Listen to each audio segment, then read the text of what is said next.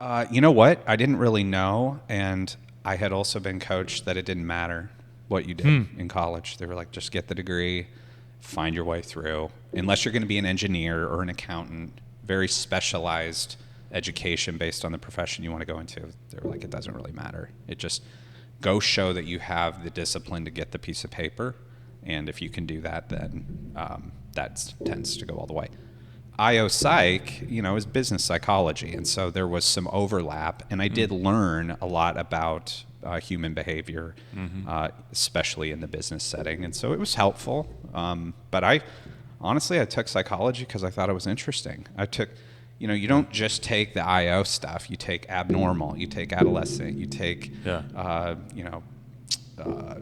what's the geriatric gerontology, anthropology. So I was in like the arts and sciences world, really enjoying my college experience because I was learning about really cool stuff. And I took Spanish instead of the science side. So I was the arts side. I really tried to make college as enjoyable as possible and not trying to stress myself out for two reasons.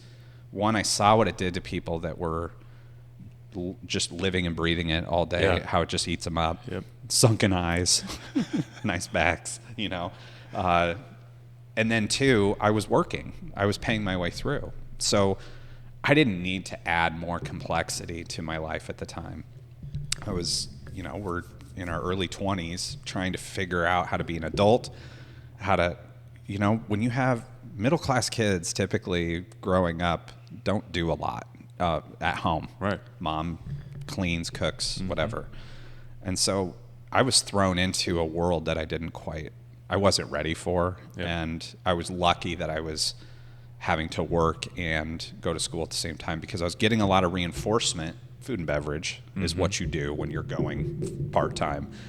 And all of those people, especially the veteran food and beverage folks, are like, get your degree. You don't want to do this. I'm 48 and my back is on fire, right? And so they're kind of pushing you along. Don't screw up. Don't skip class. How'd you do on your It's weird. They become, a really important part of your engagement with the curriculum.